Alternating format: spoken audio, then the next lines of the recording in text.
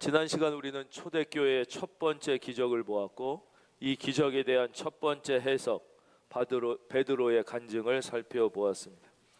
그것은 나면서부터 안진뱅이였던 사람으로 날마다 성전 미문에서 구걸하며 먹고 살던 사람이 예수 그리스도의 이름으로 일어나서 걷고 뛰며 하나님을 찬양했던 사건이었습니다. 이 사건이 왜 중요한 사건입니까? 바로 이 나면서부터 안진뱅이 되어 구걸하던 이 사람의 모습이 모든 인간의 실존을 잘 설명해 주기 때문입니다. 죽음에 대한 해답 없이 불필요한 두려움과 염려를 가지고 하루하루를 살아가는, 모든 절망하는 무의미한 인생 가운데 하나님이 찾아오신 것입니다. 그래서 이 사람에게 발을 주시고, 이 사람에게 손을 주시고, 이 사람에게 눈을 주시고, 이 사람에게 귀를 주시고, 무의미하던 죽어있던 이 사람의 영혼에 새로운 생명을, 여러분들도 오늘 새로운 생명을 경험하기를 바랍니다. 새로운 생명을 주신 이 사건은 바로 오늘 모든 현대인들, 불필요한 두려움과 염려를 가지고 하루하루를 똑같이 무의미하게 사는 거예요. 죽음의 문제에 대한 해결함 없이 살고 있는 무의미한 인간에게 하나님이 찾아오신 사건이기 때문입니다. 이 기적을 말씀드리면서 하나님은 자연으로도 역사하시고 기적으로도 역사하신다고 말씀드렸죠. 기적이 계속 반복되면 자연이라고 말씀드렸습니다. 동쪽에서 해가 계속 뜨는 것이죠. 우리는 해가 서쪽에서 뜨면 기적이라고 그럽니다. 그러나 서쪽에서 계속 뜨면 또 그게 자연이 되는 것입니다. 자연이 되신 거예요. 이 안진뱅이는 생명이 있고 다리에 힘과 근육이 없었지만 그래도 다리 모양은 있었던 거 아니에요. 그것을 일으킨 것을 보고 우리는 기적이라고 놀랐다. 그러나 아예 온 우주에 그 존재조차 없었던 것이, 그렇죠? 생명이 가정에서 엄마 아빠의 사랑을 통하여 탄생되는 기적을 보고는 그렇게 놀라지 않을 때가 많습니다. 왜냐하면 이것이 계속 반복되니까 자연으로 느껴지기 때문입니다. 그래서 정말 중요한 것은 우리 인생 가운데, 우리 삶 가운데 어떤 경험하지 못했던 기적이 경험되는 것이 중요한 것이 아니라, 그것이 자연이든 기적이든 그 사건을 통하여 살아계신 하나님을 경험하고 그 살아계신 하나님의 손길이 나를 터치하는 것을 경험하는 게 중요하다고 말씀드렸어요. 그래서 아무리 기적이 일어나도 그 기적 자체만 보고 그 기적을 통하여 살아계신 하나님을 만날 수 없다면, 그 기적을 통하여 나의 영혼을 터치하는 주님을 느낄 수 없다면 그 기적은 아무 의미가 없는 것입니다. 그럼 두 번째, 이 베드로가 했던 이 기적에 대한 해석, 간증의 내용은 무엇이었습니까? 첫째, 이 간증의 내용은 바로 하나님이 하셨다는 것이었습니다. 즉 참된 기적과 구원은 개인의 능력이나 경건에서 비롯되는 것이 아니라 오직 하나님이 하셨다는 것을 베드로는 간증하고 있습니다. 베드로가 이것을 보고 백성에게 말하되, 이스라엘 사람들아, 이 일을 왜 놀랍게 여기느냐? 우리 개인의 권능과 경건으로 이 사람을 걷게 한 것처럼 왜 우리를 주목하느냐? 우리가 진짜 예수님을 만나게 되면 정말 나는 아무것도 아니라는 것을 느끼게 되는 것입니다. 그래서 은혜 받았다는 말을 설명해 드렸대. 은혜 받았다는 말은 무엇입니까? 그것은 내가 없어졌다는 뜻이라고 말씀드렸습니다. 베드로는 은혜를 받은 것입니다. 그냥 객관적으로 볼 땐 당연히 베드로가 다 한 거지요. 베드로가 보고 예수님의 이름으로 명령하고 그 손을 잡아 일으켰지만, 은혜 받은 베드로는 내가 한 게 아니라는 것을 아는 것입니다. 정말 예수를 믿게 되면 정말 나는 별로 중요하지 않다는 것을 느끼게 돼요. 사도 바울의 고백을 설명드렸죠. 내가 사도 중에 지극히 작은 자였다. 그가 은혜를 더 깊이 받으니까 내가 성도 중에 가장 작은 자가 되고, 그가 정말 은혜를 깊이 받아 그 인생의 하이라이트에 이르렀을 때 사도 바울은 죄인 중에 내가 괴수라고 고백하는 것입니다. 이 사실을 깨닫게 되면, 은혜가 임하면, 내가 없어지면, 즉 내 인생의 보좌의 정권이 나에서 주님으로 바뀌면 기쁨이 있습니다. 마음에 평안이 있습니다. 감사가 있습니다. 그러나 내가 했다고 할 때는 섭섭함이 있습니다. 또 내가 하려고 할 때는 인생이 피곤하고 힘이 듭니다. 여러분 혹시 인생이 피곤하지 않습니까? 하루하루 사는 게 힘들고 섭섭하지 않습니까? 여러분의 인생의 보좌에 주님을 모시기를 예수님의 이름으로 축원합니다. 내가 없어질 때 기쁨이 있습니다. 우리의 생애가 언제 정말 위대해질 수 있을까요? 바로 우리 자신을 숨길 때입니다. 오직 예수 그리스도만이 우리의 인생을 통하여 드러나실 때 우리의 인생은 정말 아름답게 완성되는 것입니다. 13절 계속해서 보겠습니다. 아브라함과 이삭과 야곱의 하나님 곧 우리 조상의 하나님이 그의 종 예수를 영화롭게 하셨느냐. 계속해서 베드로는 바로 이 일을 하신 분은 하나님이 하셨다 그러면서 하나님을 소개하는데 그 하나님을 아브라함과 이삭과 야곱의 하나님, 즉 관념 속의 하나님이 아니라 죽은 자의 하나님이 아니라 어떤 종교의 하나님이 아니라 지식의 하나님이 아니라 문자 속에 갇혀져 있는 하나님이 아니라 인간의 삶에 구체적으로 역사하시고 개업하시고 섭리하신 그 살아계신 하나님이 하셨다는 것을 우리에게 강조하면서 하나님을 소개하고 있습니다. 아브라함의 하나님이란 무엇이냐? 다시 설명드리겠습니다. 바로 아브라함을 갈대아 우르에서 불러내서 구원해 주신 그 하나님입니다. 여러분을 하나님이 구원하셨습니다. 하나님이 바로 그 하나님이 인간의 삶에 직접적으로 개입하신 겁쟁이였던 이삭을 지키시고 보호하시며 키워주신 하나님입니다. 이삭을 아브라함이 키웠습니까? 아닙니다. 그 겁이 많고 아무것도 몰랐던 그 이삭을 하나님이 키워주신 거예요. 여러분을 하나님이 지키십니다. 여러분의 자녀를 하나님이 키워주심을 믿으시기를 바랍니다. 그렇지 않으면 걱정이 여러분을 지배할 것입니다. 불안이 여러분을 지배하는 것입니다. 왜 자녀가 축복이 되고 기쁨이 되지 못하고 걱정과 근심과 불안이 되는 것입니까? 하나님이 내 자녀를 키워주신다는 믿음이 없기 때문에. 내가 키울 수 있는 것이 아닙니다. 이삭을 하나님이 키워주셨습니다. 그리고 그 욕심쟁이였던 야곱의 인생에 동행하시면서 야곱을 변화시켜 주시고 야곱을 순간순간의 위기에서 건져주셔서 마침내 이스라엘이 되게 해주셨던 야곱의 하나님, 바로 그 하나님이 우리의 하나님, 그 살아계신 하나님이 하셨다는 거예요. 오늘 이 살아계신 하나님이 우리의 하나님이 되어야 합니다. 바로 이 하나님이 나의 하나님이 되어야 되는 거예요. 오늘 우리가 부른 찬양 있죠? 그러니까 나의 하나님. 구원과 기적의 원천은 인간에게 있는 것이 아니라 오직 하나님께 있는 것이죠. 그래서 이 하나님은 자연신의 그런 하나님도 아니고 어떤 종교의 하나님도 아닌 것이, 인간의 관념이나 철학 속의 하나님은 더욱 아니신 바로 인간의 삶 속에 직접 개입하셔서 역사하시는 그 하나님이라는 거예요. 근데 사람들이 이걸 너무 오해하고 잘못 알고 있으니까 신약에서 예수님은 우리에게 이렇게 소개해 주신다고 그랬죠. 보겠습니다. 마가복음 12장 27절. 하나님은 죽은 자의 하나님이 아니요 산 자의 하나님이시라 너희가 크게 오해하였도다 그랬어요. 그러니까 이 성경 속에 산 자의 하나님, 그러니까 아브라함은 이미 죽었는데 그렇게 생각하시면 안 돼요. 이삭은 지금 죽었는데 이렇게 생각하시면 안 돼요. 그들은 지금 살아서 주님과 함께 있는 것이에요. 그뿐만 아니라 이 말씀의 뜻은 그렇게 구체적인 삶 가운데 역사하는 거예요. 즉 성경 속에서 먹을 것이 없을 때 만나와 메추라기 떼를 모아 주셔서 먹을 것을 주신 하나님은 지금도 여러분의 삶에 그렇게 역사하시는 거예요. 똑같이 그렇게 역사하시는 거예요.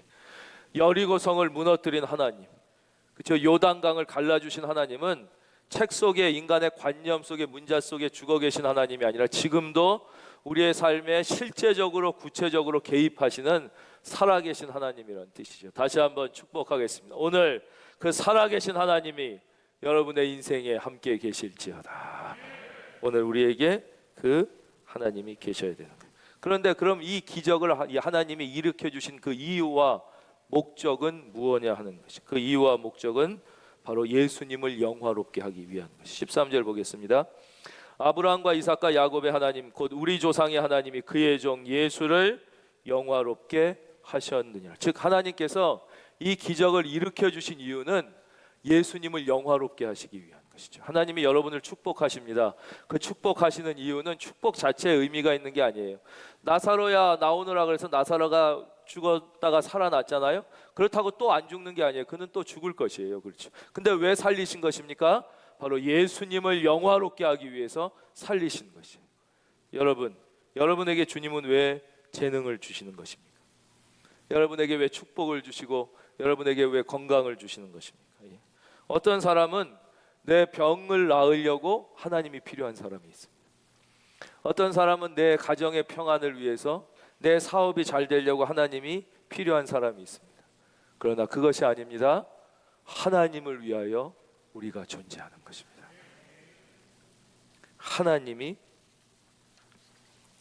그래서 베드로는 이 관심을 기적에 머물지 않고 기적에서 예수 그리스도로 방향을 바꿉니다. 여러분의 관심은 어디에 있습니까?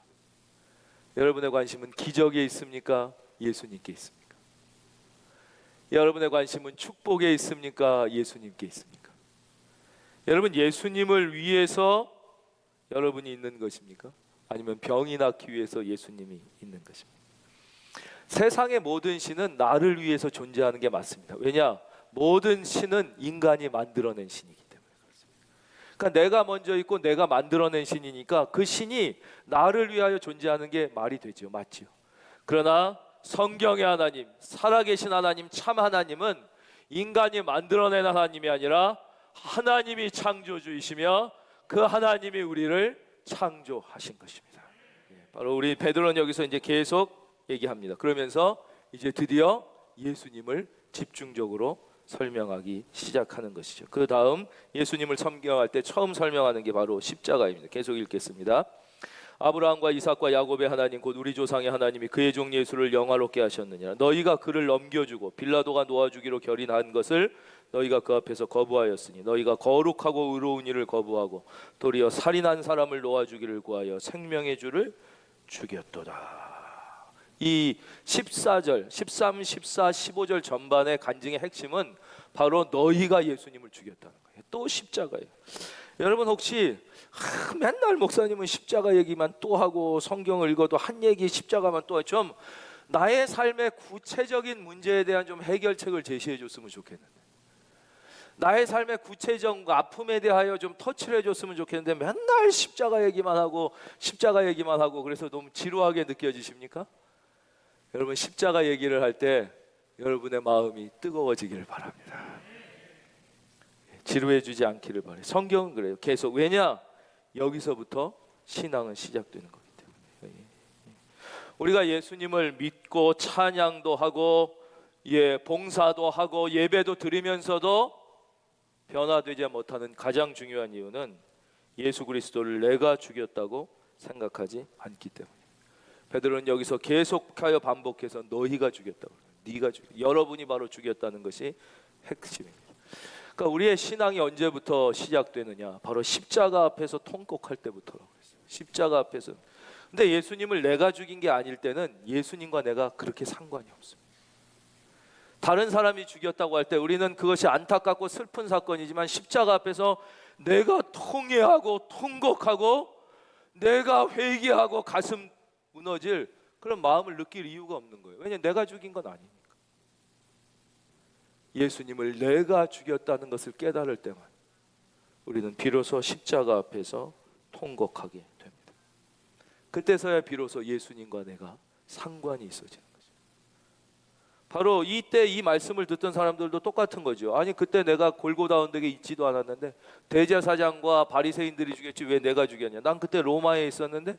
우리도 똑같이 생각할 수 있는 거죠. 예수님이 나를 위해 죽으신 것까지 내가 믿겠다. 그러나 내가 죽인 건 아니지 않는가?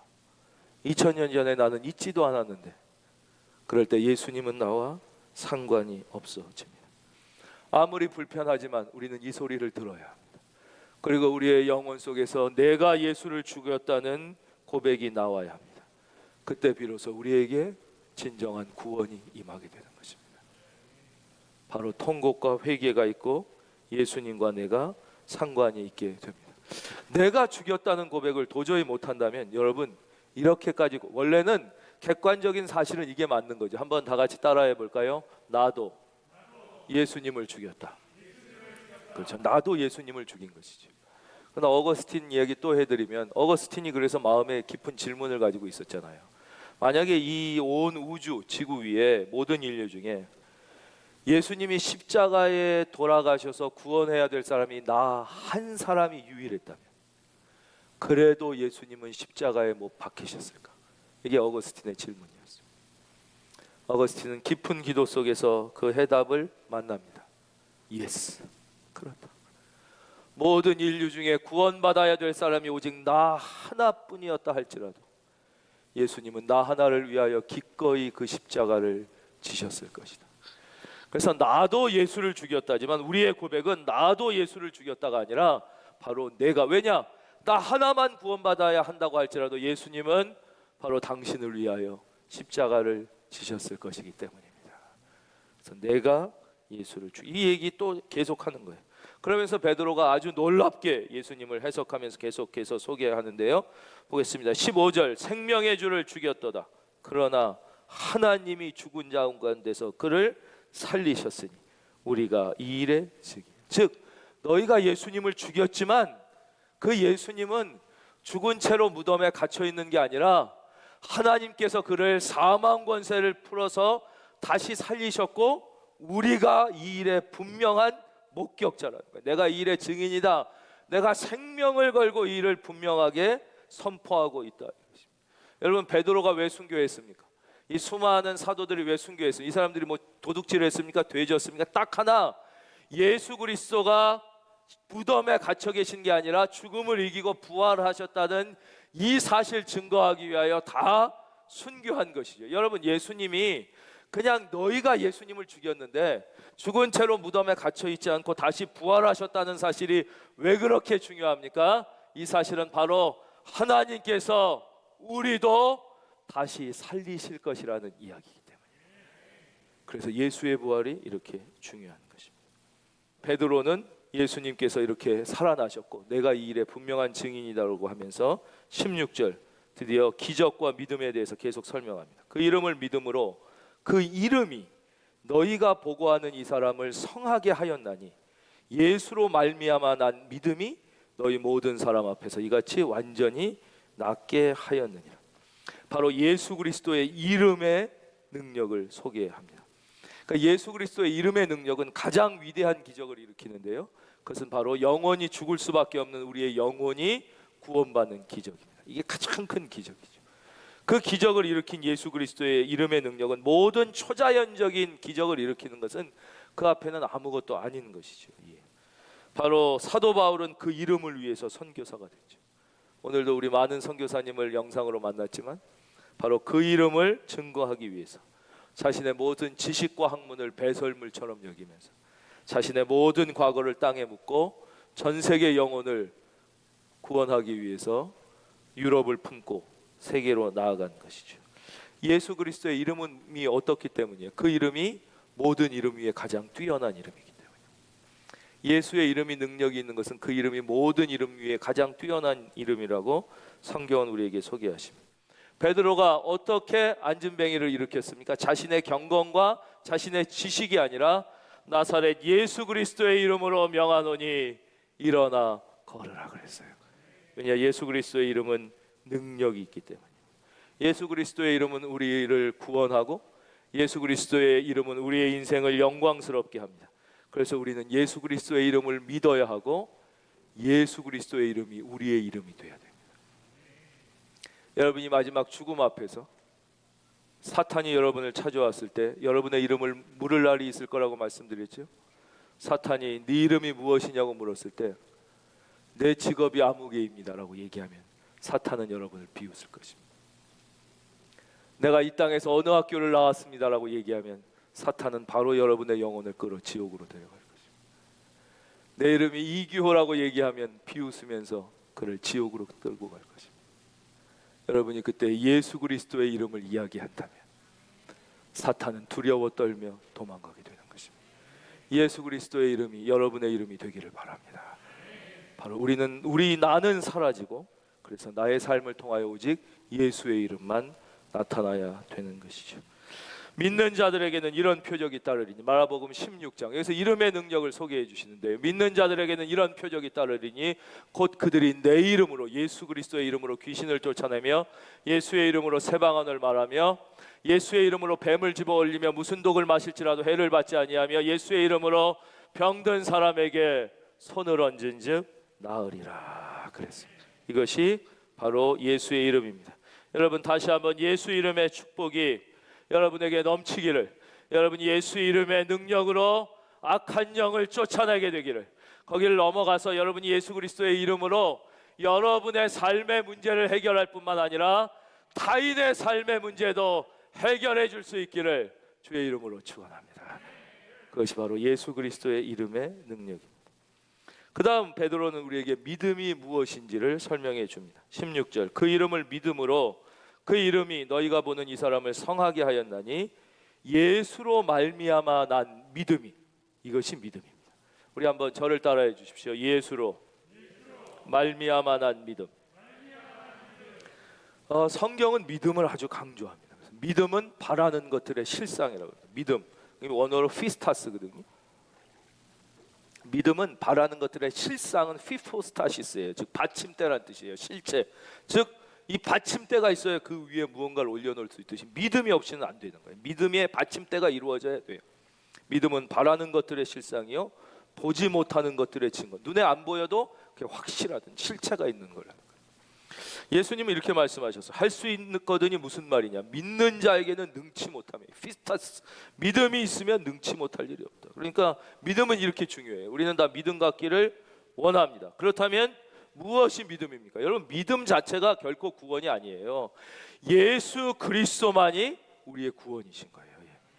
여기서 우리의 교회 안에서조차, 믿음 안에서조차 여기에서 심각한 오해와 착각이 있었던 것이죠.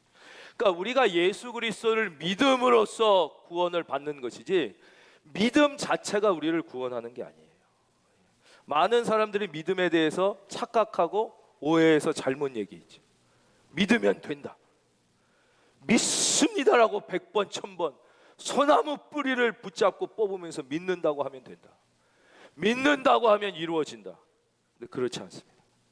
여러분, 이것은 믿음이 아니라 적극적 사고방식에 대한 오해입니다. 그럼 적극적 사고방식이 부정적 사고방식보다는 나은 것은 사실입니다. 긍정적 사고방식이 소극적 사고방식보다 나은 것이에요. 그러나 이것은 어떤 한 심리학적 하나의 확률적 원리에 불과한 것이죠.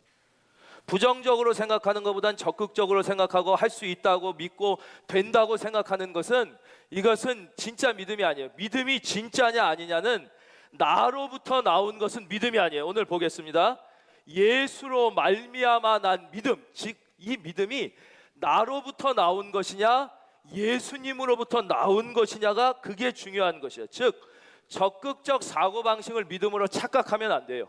그것은 그냥 인간의 한 심리적 확률적 원리이지 그게 믿음이 아니에요. 뭐 100번을 외고 뭐 믿는다고 외치면 산이, 절대 그렇지 않습니다. 이거는 인간의 삶을 약간 유리하게 할 수 있지만 여러분, 진짜 믿음은, 오직 진정한 믿음은 예수로부터 난 믿음입니다.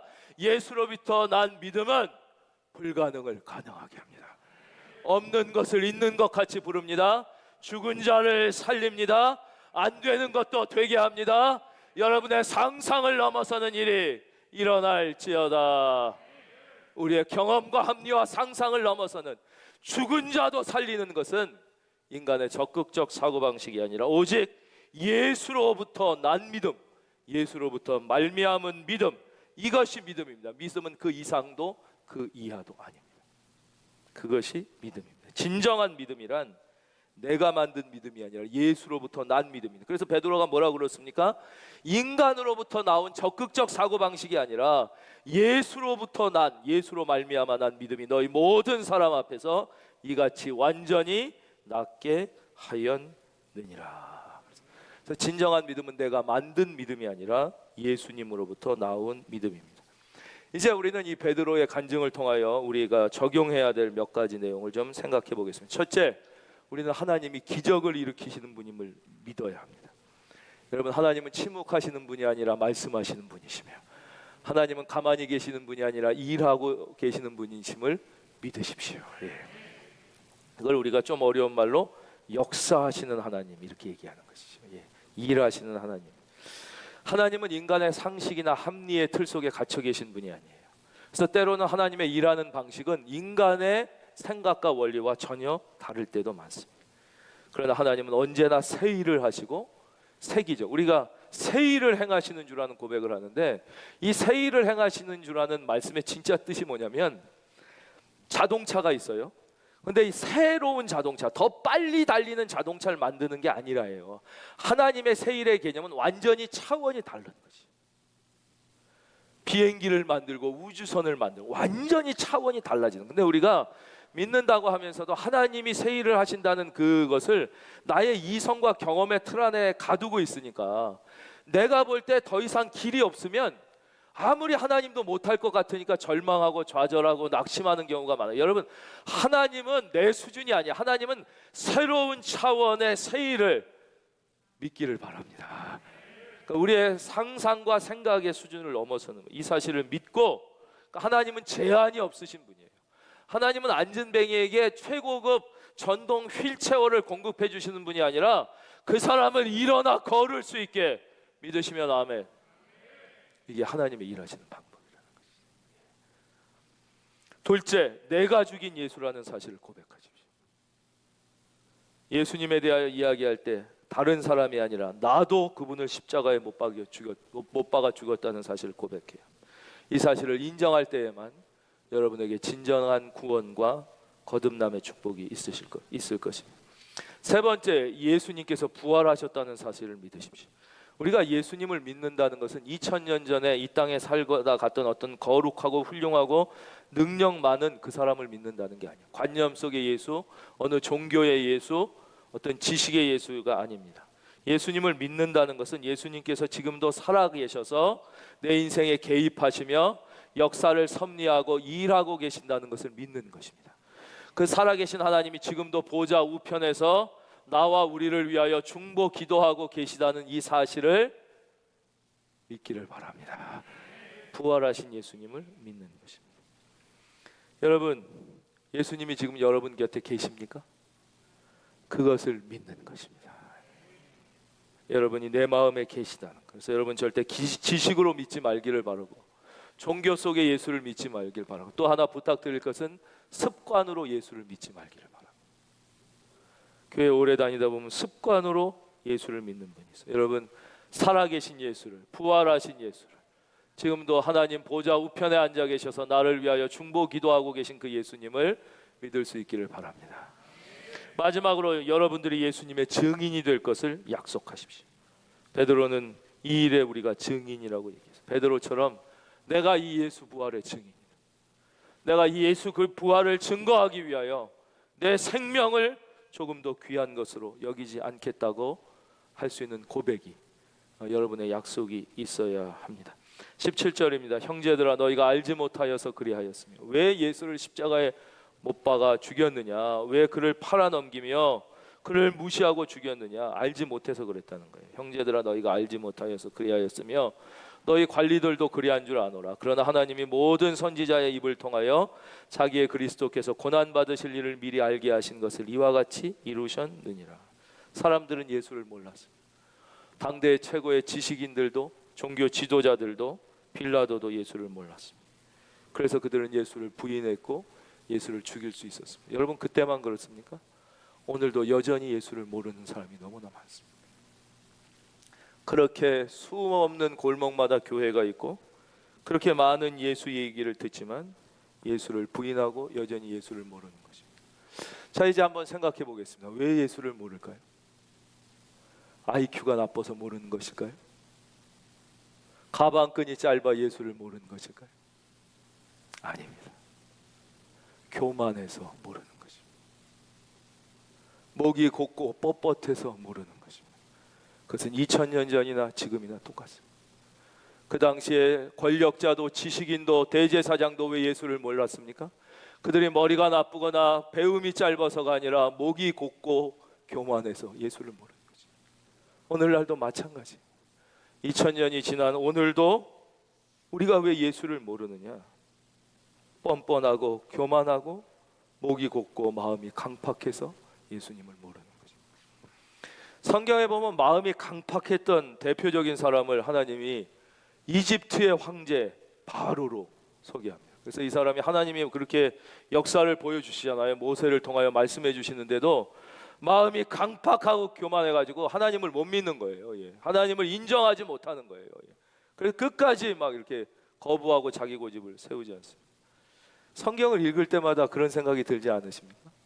야, 내가 만약 바로였다면 나는 더 교만할 것 같다. 우리는 지금 이집트의 황제는커녕, 그렇잖아요. 진짜 아무것도 아닌데. 근데 우리는 오히려 이 바로보다 더 교만하지 않습니까?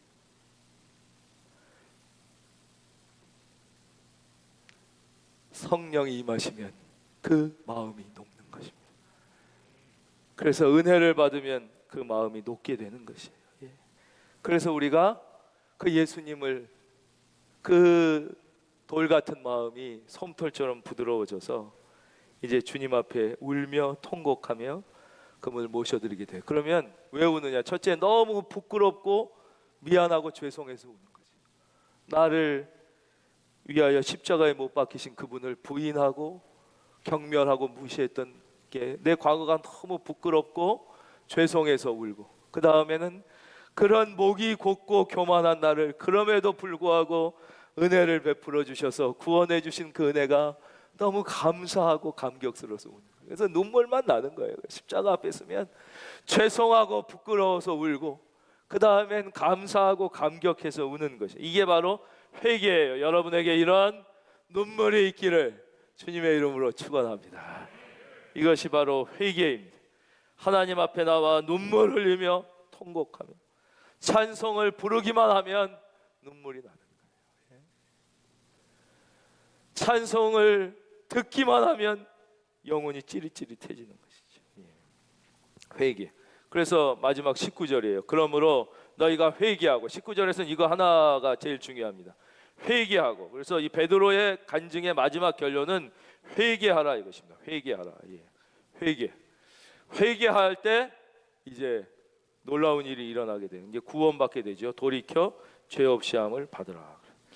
기독교의 가장 축복의 메시지는 회개하라는 거예요. 회개하라. 그런데 어떤 분들은 이 회개하라는 말이 내가 기분 나빠가지고 내가 은혜를 못 받는다는 분이 계셔요. 내가 회개하라는 말이 기분 나빠 내가 교회 나오기가 싫다. 내가 왜 도둑놈이냐? 왜 자꾸 나보고 회개하라고 그러냐? 내가 나름대로 정직하고 올바르게 살려고 노력했는데 나를 꼭 도둑놈 취급하고 나쁜 놈 취급하는 것 같아서 싫다 이러는데, 여러분, 회개하라는 말은 나쁜 소리가 아니에요. 회개하라는 말은 축복의 소리고 사랑의 음성이고, 이 음성이 여러분의 영혼에 들려져서 오늘 여러분의 영혼이 무너지기를 바랍니다. 여러분의 돌 같은 마음이 솜털처럼 녹아져 주의 은혜가 임할지어다. 이 얘기는 축복 중에 축복이에요. 회개란 뭐예요? 돌이키는 거예요. 돌아가는. 그래서 유진 피터슨 목사님은 이 말씀을 번역을 어떻게 했냐면 하나님께로 돌아서십시오. 그래서 세상을 향하던 나의 삶의 방향을 하나님께로 완전히 돌리는 거예요. 하나님께로 돌리는 거예요. 그럼 어떻게 돼요? 죄사함을 받는 거예요. 죄사함을 받는 거예요. 죄사함 받는 게 제일 중요하고 시급한 일이에요. 여러분, 죄인에게 있어서 제일 시급하고 본질적인 문제는 뭐예요? 죄사함 받는 거예요. 이거보다 더 급한 게 없어요. 시집가고 장가가고 장사하고 공부하고 뭐 먹고 살고 애 키우는 건 그 다음 문제야. 다. 죄인에게 죄사함 받는 것보다 더 시급한 건 없어요. 제일 중요한 게 뭐예요? 내 영혼이 죄에서 자유를 얻는 것이에요. 이거보다 더 중요한 게 없어요. 그래서 이 말씀을 지금 성경 중에 조금 이제 옛날 성경을 갖고 계시면 개역 한글판은 19절 이렇게 번역했죠. 그러므로 너희가 회개하고 돌이켜 너희 죄 없이 함을 받으라. 이같이 하면 새롭게 되는 날이를 유쾌하게 되는 날이, 이렇게 번역한 성경을 갖고 계신 분들이 있을 거예요. 영어 성경은 이 NIV나 킹 제임스 버전 다 Times of Refreshment 이렇게 됐습니다. 이게 이제 우리가 회개하면 죄 사함을 받고 새롭게 되는데, 이 새롭게 되는 게 그냥 새롭게 되는 게 아니라 유쾌하게 된다는, 이걸 좀 설명해 드리면, 여러분의 마음속에 혹시 내가 예수를 믿는데도 뭔가 답답하고 뭔가 클클하고 뭔가 텁텁한 게 있다면 이게 아직 완전히 새롭게 되지 못하는 것이에요. 바로 이 유쾌하게 되는, 여러분의 영혼의 모든 답답하고 컬컬하고 속 답답했던 것들이 유쾌하고 상쾌하게 될지어다. 바로 그것이. 그래서 완전히 새롭게 되는 것이에요. 완전히 새롭게 되는 거예요. 회개하면 이렇게 새롭게 된다. 그래서 이것을 유진 피터슨 목사님의 메시지 성경은 하나님께로 돌아서십시오. 그러면 여러분이 죄 사함을 받게 되고 주님으로부터 유쾌하게 되는 날, 축복의 소나기를 쏟아부어 여러분을 새롭게 하는 은혜가 여러분의 삶을 지배하게 될 것입니다. 여러분 꼭 회개하시고 오늘 여러분의 영혼이 주님 앞에 무너지게 되기를 다시 한번 축원드립니다. 그래서 축복의 소나기를 하나님이 여러분의 영혼에 쏟아 부어 주셔서 여러분을 새롭게 하는 은혜가 여러분의 삶을 지배하게 되시기를 주님의 이름으로 축원합니다.